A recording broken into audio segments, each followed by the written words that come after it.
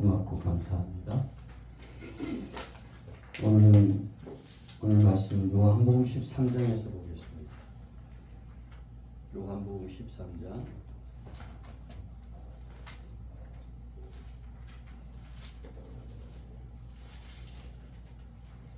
34절에서 35절에 있는 말씀입니다. 신약성경 171면 요한복음 13장 34절에서 35절 같이 보겠습니다. 34절 봅니다. 새 계명을 너희에게 주노니 서로 사랑하라. 내가 너희를 사랑한 것 같이 너희도 서로 사랑하라. 너희가 서로 사랑하면 이로써 모든 사람이 너희가 내 제자인 줄 아니라. 오늘은 김정환 목사님 나와서 주님의 사랑을 위한 제목으로 말씀 전해 주시겠습니다.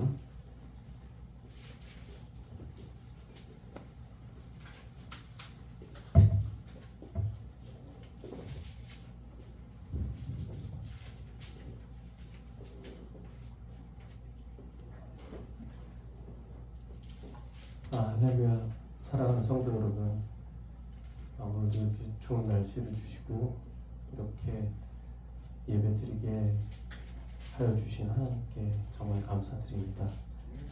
날씨가 점점 더워지는데요, 이제 건강 유의하시고 다음 주에도 이번 주에도 주님과 함께 하시는 그런 삶이 되도록 기도하겠습니다. 오늘 말씀은 사랑에 대한 말씀입니다. 제가 지금까지 평안이나 감사나 그리고 이런 모든 자기 자신에 대한 그런 말씀을 드렸었는데요. 오늘은 좀 그중에서 가장 어려운 남을 사랑하는 그런 사랑에 대한 말씀을 준비해왔습니다. 많이 부족하지만 열심히 준비했으니 한번 묵상해 보시고 그리고 주님과 함께 또 한 주간 지내시기를 기원합니다. 성도 여러분, 오늘날 우리가 살아가는 세상을 보면 어떤 생각이 드십니까? 지금도 뉴스를 들려오는 소식은 사랑과 평강과 은혜의 소식이 아니라 전쟁이 나고 그리고 갈등이 나고 그리고 누가 싸웠더라 그런 반복뿐입니다. 지금도 우크라이나나 이란에서는 여전히 미사일이 날아가고 있고 죄에 있던 죄 없던 수많은 사람들이 죽어가고 있습니다. 꼭 이렇게 거창한 뉴스가 아니더라도 지금 우리가 살아가는 일상 역시 미움과 시기 그리고 왠지 모를 분노로 가득 차 있습니다.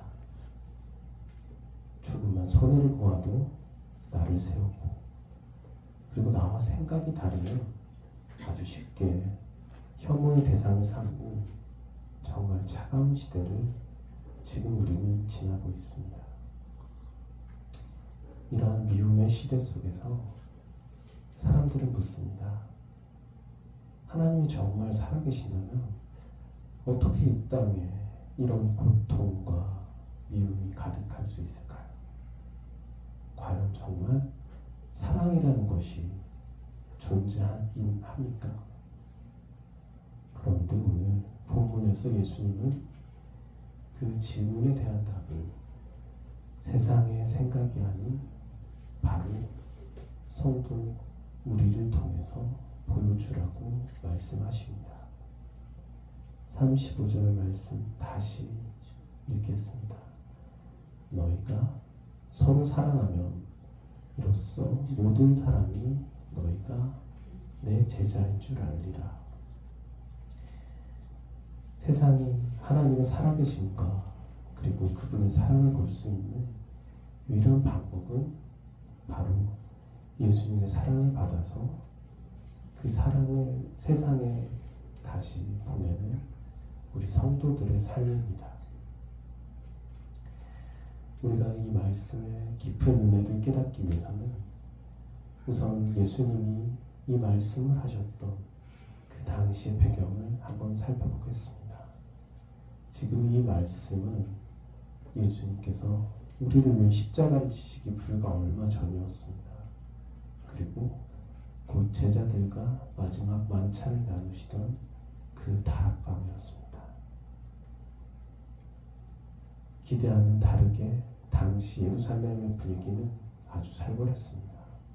그때 바리새인들은 예수님을 죽일 음모를 꾸미고 있었고 제자들의 마음속에는 로마의 이런 압제 속에서 오는 두려움과 그리고 정치적 불안감이 가득했습니다. 심지어 이런 무거운 상황 속에서도 제자들은 서로 누가 더 큰가 서로 시기하며 서열 싸움을 벌이고 있었습니다.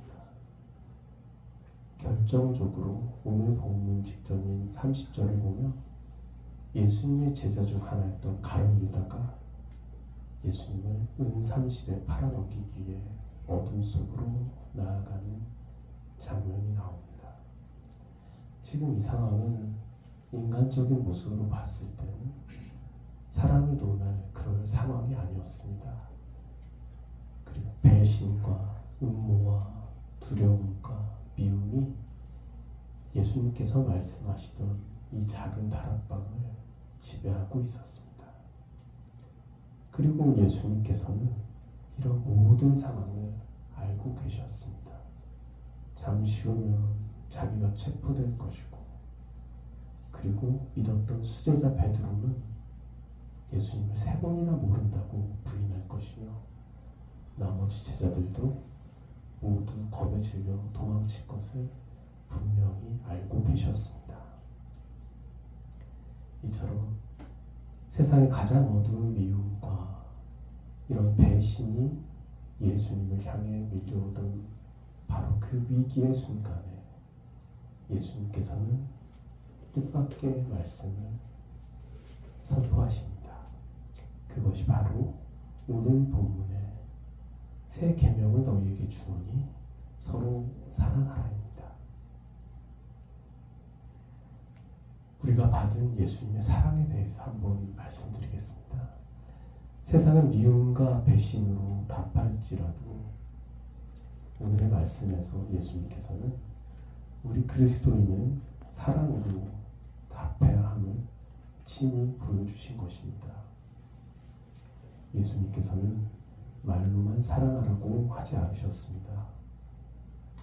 이 계명을 주시기 직전에 조금 후면 자신을 버리고 도망칠 제자들의 더럽고 냄새나는 발을 일일이 무릎 꿇어 씻겨주셨고 그리고 다음 날에는 우리를 위해 아무런 죄 없지만 십자가 위에서 자신의 물과 피를 쏟으시면서 그 사랑이 어떤 것인지를 온몸으로 보여주셨습니다. 그리고 자신을 못 박던 원수들을 향해서 저들의 죄를 사하여 주옵소서. 그리고 그렇게 기도하셨던 그 아가페의 사랑, 조건 없는 사랑, 그리고 생명을 다한 사랑이 바로 우리가 받은 사랑입니다. 요한일서 4장 11절은 선포합니다.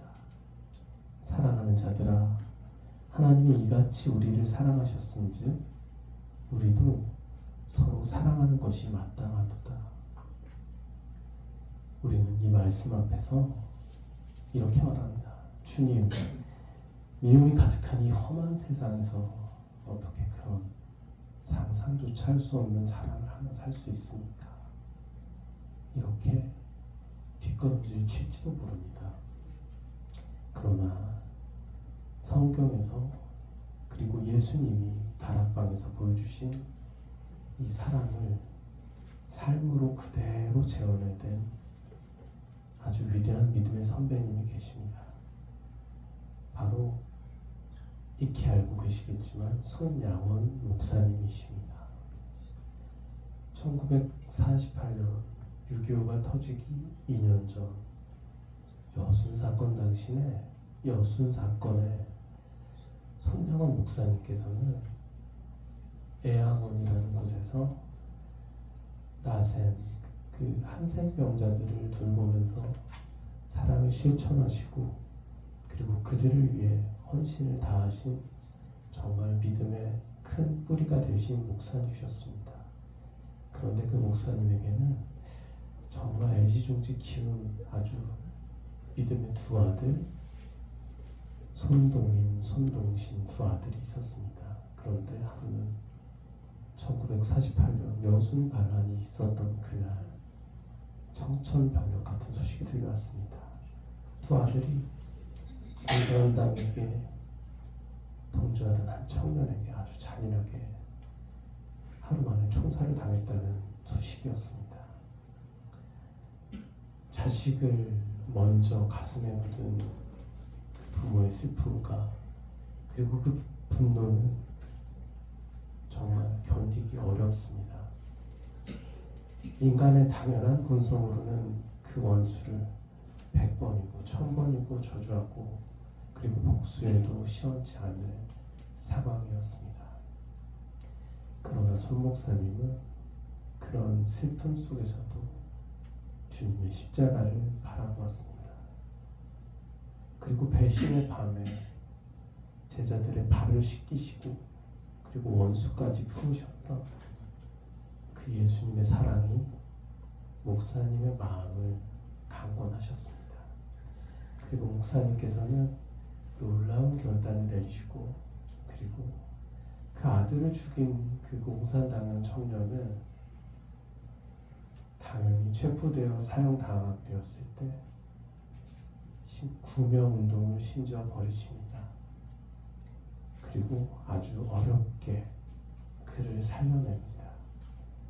그리고 거기서 멈추지 않고 그 원수를 자신의 양아들로 삼습니다. 그리고 친자식처럼 돌보면서 그리고 끝내 예수 그리스도의 제자로 변화시키셨습니다. 살리시고 용서하시고 그런 것도 모자라 같이 먹고 같이 키우고 기르신 것입니다. 그리고 두 아들의 장례식에서 손 목사님은 이렇게 고백합니다. 원수 같은 자를 회개시켜 아들을 삼고자 하는 마음을 주신 하나님께 감사드립니다. 이것은 인간의 의지로 할 수 있는 일이 아닙니다. 그리고 손양원 목사님이 원수를 용서하시고 양아들을 삼았던 안재선 씨는 그의 삶에서 한국 교회사에 또 하나의 깊은 울림을 남깁니다. 양아들 안재선 씨는 손 목사님에게 용서받은 후 손 목사님의 말씀대로 부산의 성경학교에서 신학 공부를 하면서 전도사로 크려고 하였습니다.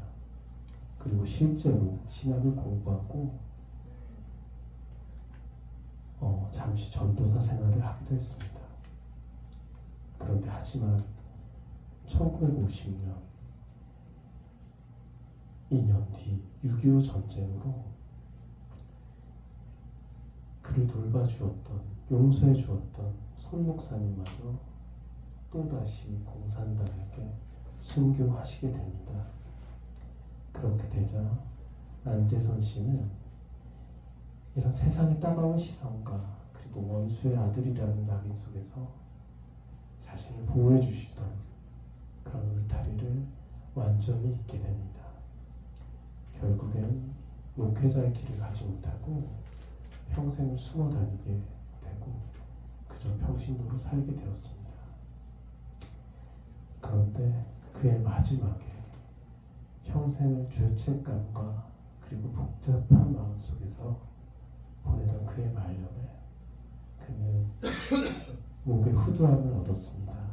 그리고 1979년 48세의 나이로 숨을 거두게 됩니다.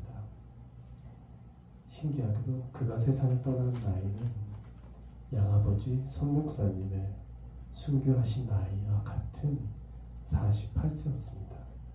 저와 비슷한 나이였습니다. 그는 죽기 전에 그리고 그의 자신의 아들에게 나는 목회를 하지 못했지만 너는 우리 양아버지님의 말씀을 들어 꼭 신학을 해서 목사가 되거라 하고 돌아가십니다. 그리고 여기서 손 목사님의 그토록 위대했던 사랑은 큰 반전을 만드십니다. 그 원수 그리고 양아들이었던 안재선 씨의 그리고 아들 안경선 목사님은 어릴 때 자기 아버지가 손 목사님의 두 아들을 죽인 가해자라는 사실을 전혀 모르고 자랐습니다. 그러나 아버지의 유언에 따라 신학교에 가게 됐고 아버지의 장례식에 찾아온 손 목사님의 가족들이 전해준 책 많이 알고 계시는 사랑의 원자탄을 읽고 나서 비로소 가문의 엄청난 비극과 그리고 기적 같은 용서의 비밀을 알게 되었습니다. 이 책에는 그의 아버지 안재선 씨가 실명으로 기록되어 있었기에 그 아들의 충격은 더 컸습니다. 그 충격으로 한동안은 감당할 수 없는 이런 가문의 내력과 손양훈 목사님의 거대한 이름 앞에 부끄러운 느낌이 들어 그는 이름 없는 한적한 곳에서 숨어 지내듯 목회를 이어갔습니다. 그러던 2016년 아프리카 부룬디라는 나라에 단기 선교를 가게 되었습니다. 그리고 거기서 그는 영적인 터닝 포인트를 맞이합니다.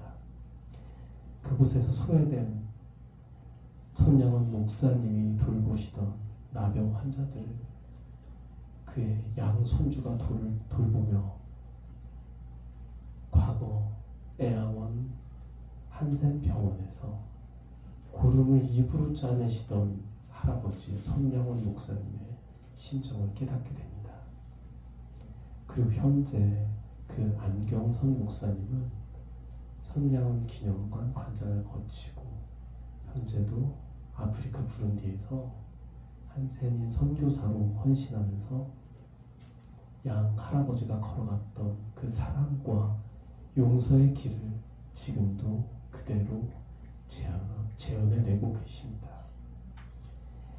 인간적인 용서는 정말 일회성으로 끝나거나 그리고 비극으로 마감되기 쉽습니다.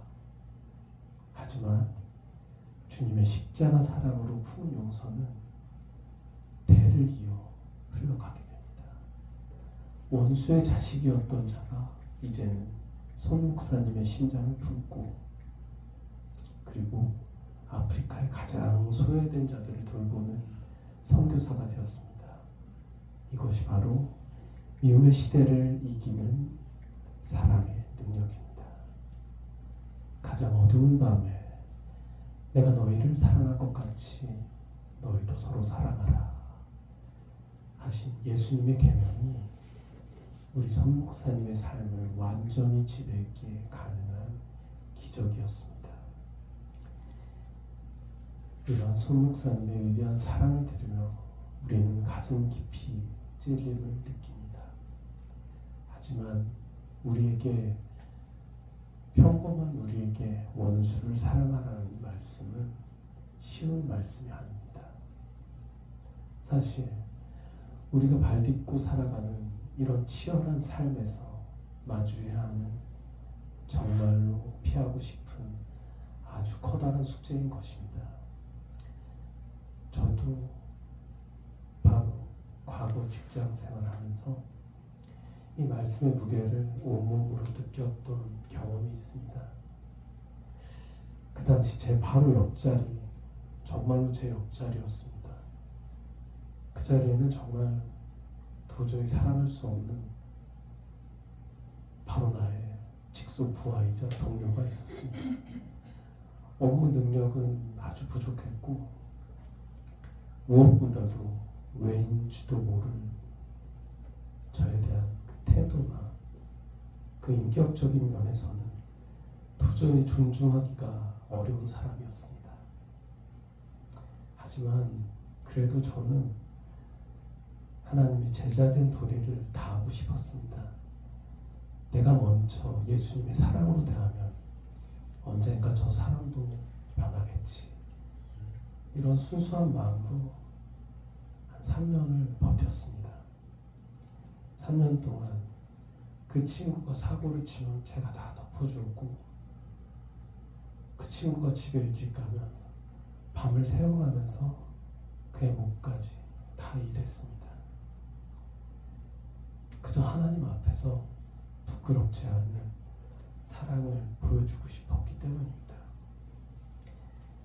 그런데 돌아온 것은 무엇이었을까요?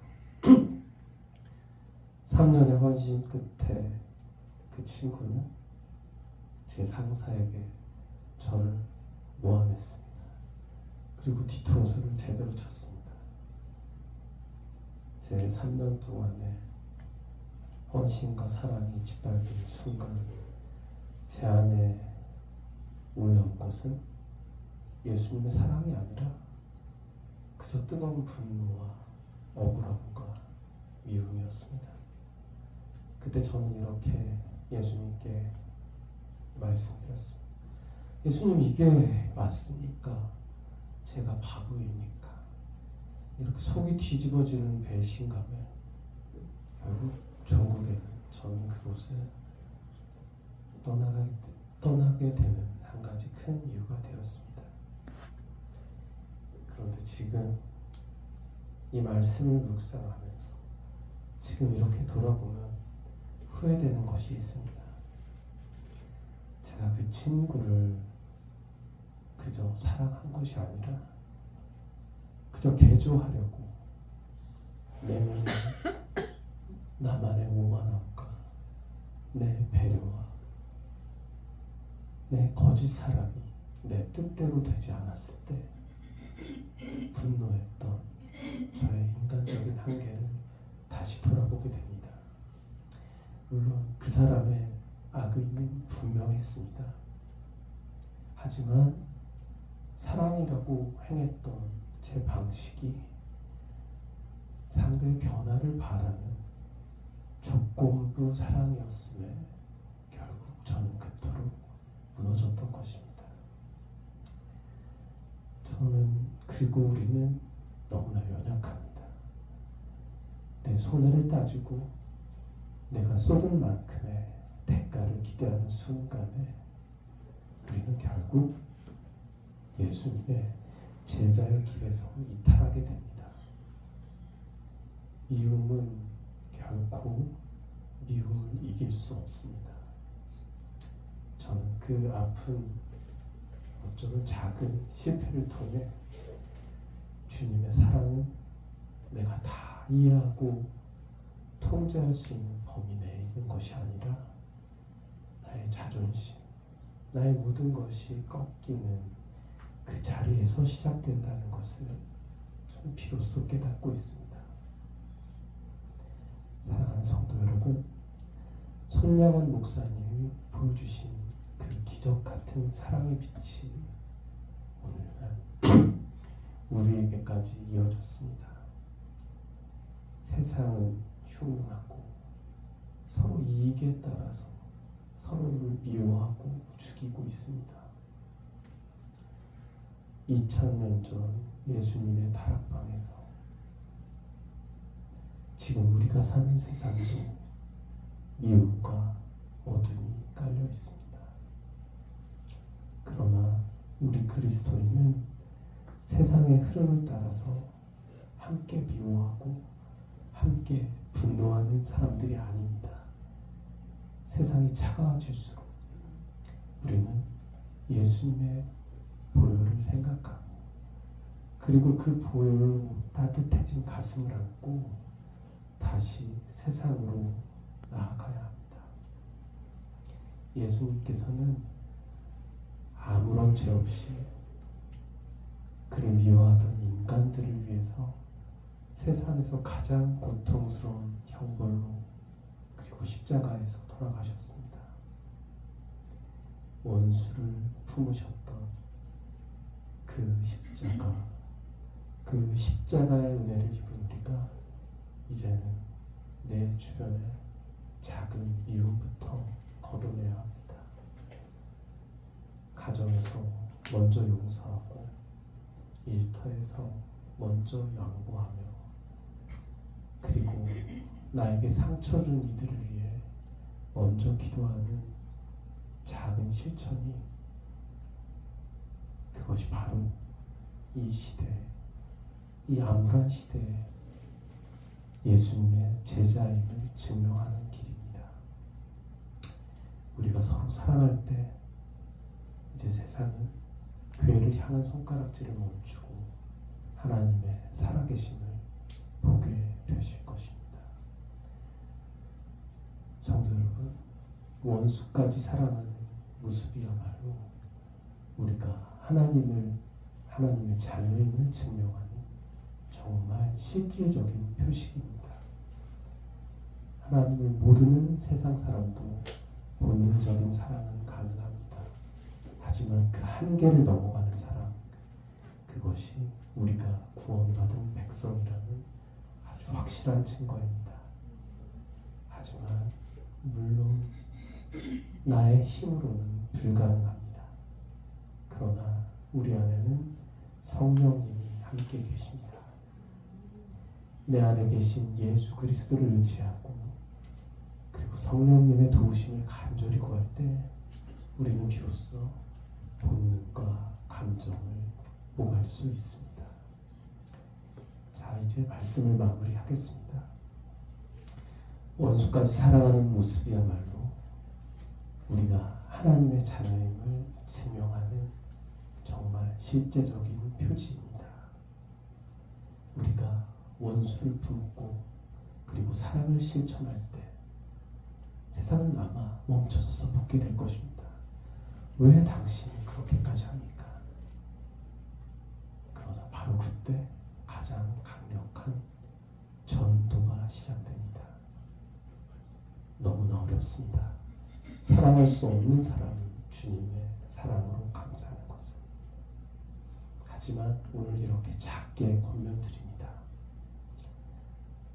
첫 번째, 내가 아끼는 사람을 위해 매일 기도를 하지만 또한 나를 가장 힘들게 하는 사람의 이름을 적고 하루에 한 번이라도 그를 위해 기도를 하십시오. 그리고 두 번째, 바로 그 미워하는 영혼이 하나님의 바로 앞에 서지 못한 것을 불쌍히 여기십시오. 그리고 마지막으로 가정과 그리고 일터에서 먼저 양보하고 그리고 먼저 손을 내미는 작은 예수가 되십시오. 이런 작은 변화로부터 주님의 사랑의 기적이 일어나기를 우리 예수님 주님의 이름으로 간절히 축원합니다. 기도하시겠습니다. 사랑의 주님, 오늘 우리에게 주님의 새 계명을 다시 가슴에 새깁니다. 주님, 무엇보다 우리 들풀심터 공동체 안에 주님의 사랑이 가득하기를 원합니다. 우리가 서로의 허물을 덮어주고 아픔을 진심으로 위로하며 주님의 사랑 안에서 참된 치유와 그리고 회복을 경험하는 거룩한 공동체가 되게 하옵소서. 우리 안에 있는 작은 미움과 오해들이 주님의 십자가 사랑 아래 녹아지게 하시고 서로를 향한 긍휼한 마음이 들풀처럼 번져나가게 하옵소서. 주님, 우리는 연약하여 세상 속에서 항상 넘어집니다. 억울함이 몰려오고 억울할 때 인간적인 계산과 감정이 앞서서 주님의 길을 잃어버리곤 합니다. 주님, 이제는 정말 사랑할 수 없는 그 자리에서도 오직 십자가만을 바라보게 하옵소서. 억울함과 미움이 솟구치는 순간에도 나를 위해 죽으신 예수님을 묵상하면서 이 어두운 세상에 주님의 은혜와 사랑을 환하게 전파하는 거룩한 통로가 되게 하여 주시옵소서. 이번 한 주간도 오직 주님의 사랑을 증명하며 살아가는 우리 들풀심터 성도님이 되기를 간절히 소망하며 우리를 사랑하시는 예수 그리스도의 이름으로 감사하며 기도드립니다.